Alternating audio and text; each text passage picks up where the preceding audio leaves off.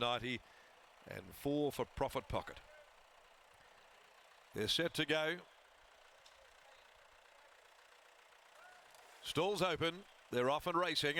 And SOWAR sprung the gates very quickly from the inside to lead at the end of 100 over Alaskan. He's going to take hold of So Likeable, who wants to rip and tear and fight the rider early. And going forward now is Profit Pocket and also Profit and Power. And it'll be the latter Profit that goes to the lead. And so as they race up to the 1400, it's Profit and Power. 3/4 clear here for Checks. A length and a half behind those, then Profit Pocket, who's fighting its rider on the outside, wanting to throw the head around there.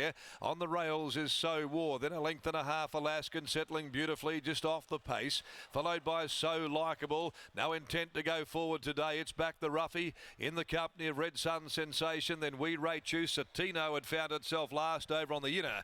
At the 1,000 metres they go. Profit and Power showing the way by 3/4 over here for Checks. Back there in third placing on the outside is Profit Pocket. Down on the rails fourth is SOWAR. Back behind those came Alaskan going to the 800 and then So Likeable, followed then by Red Sun Sensation.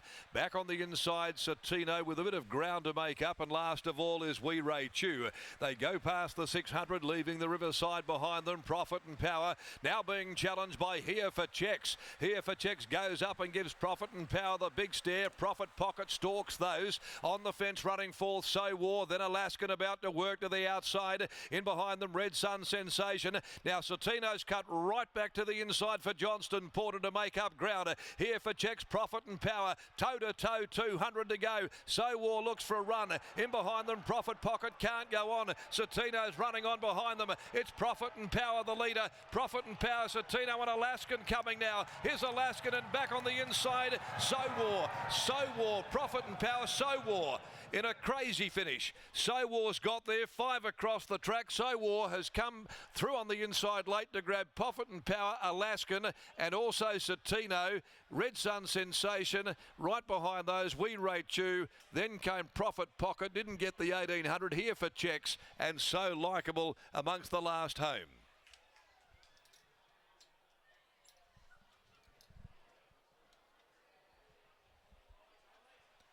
SOWAR will win this. SOWAR from Profit and Power.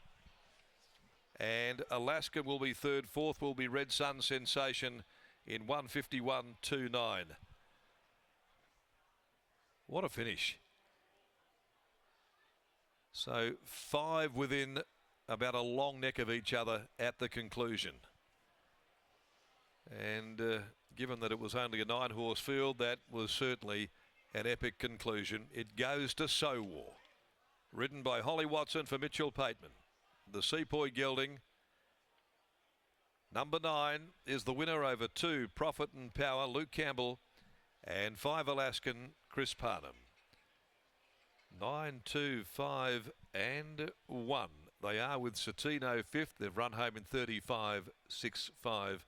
And margins are a long head, a short head, and pretty much ahead of any description between the next 2 or 3 to the line. Fabulous finish there to race 7 on the card. The winner raced by Kay Johnson, Ms. H. Lawrence by Sepoy from Dubai Me Diamonds, a daughter of the all-conquering world champion Dubawi, and Holly Watson aboard for Mitchie Pateman, beating Profit and Power. Another fabulous performance to try and lead all the way by Divine Profit from Ella Dare, Jim Taylor, Luke Campbell, and Alaskans are playing God, Lady Alaska gelding, Chris Parnham, the rider for Neville Parnham. That's a great finish there on screen. The photo result to the 7th event of the day. And so we head to the Miss Andretti Stakes, our feature at listed level, 1,100 metres at 4:49 this afternoon, and a field of 8, no changes there. Mitchell Pateman's made his way down into the enclosure. That was a busy old finish, Lockie there, and any 1 of 5 probably could have won, but it was a saving ground type of a winning ride here, produced by Holly Watson.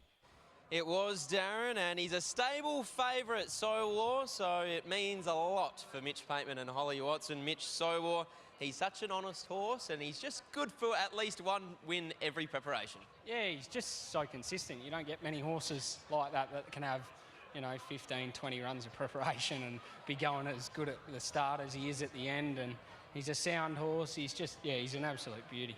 I know when the race that he was originally accepted in on Perth Cup Day was deleted, you were absolutely filthy because he drew barrier 1. The race on the Saturday, he drew out wide, but he drew one today and just had that lovely run in behind a genuine speed. Yeah, well, that's probably the key. He needs sort of a few things to go his way because, you know, when you're getting to 72 plus grade, it's all pretty competitive and even. And he's obviously not getting any younger, but yeah, I honestly wish I had 20 of him. He's just a beauty. You take him to the races every week, he goes good, and yeah, no, very good. Now, only 15 minutes ago, we saw Taj Dyson salute back in the saddle for the first time. You've been instrumental in terms of his return to racing. I'm sure that was a special moment for you. Oh, mate, probably cheered Taj home harder than I did SOWAR, but it means a lot. Probably not a lot of people have seen how hard he's worked for the last 6 months, and he's obviously very gifted as a rider, and to see him back doing what he loves obviously reminds me probably a bit of myself with how tall he is and how much he struggles with his weight. So yeah, very proud. Really well said, mate, and well done here. Thanks, mate. There's Mitch Pateman, and here's Holly Watson. Holly Watson joins us now. You just probably won't find a more consistent and honest campaigner than old SOWAR. No, definitely not. He tries so hard, and Mitchell does a great job with him. We were saying in our preview, barrier number 1 was going to be nice to cut some corners, but you're also going to have to pull out a pretty nice ride. Yeah, I didn't really think the race would pan out that way. I thought So Likeable would sort of kick forward and we'd get a nice run to the outside of the leader, but it didn't really work out that way, so got a beautiful card up from the inside. What was going through your mind top of the home straight? Do I go in? Do I go out? Do I go in? Do I go out? And yeah, it just worked out. Good that I got a run up on the inside. What about going home tonight and you won't even be the favourite jockey because Taj Dyson's kicked one home and he's returned to race riding? Yeah, Taj, he's done a great job. It's been tough for him to come back, but he's done a fabulous job and he's got a lot of support behind him. Congratulations, Holly. Well done. Thanks, Scott. There's Holly Watson combining with Mitch Pateman and SOWAR taking out the Peters Investments handicap.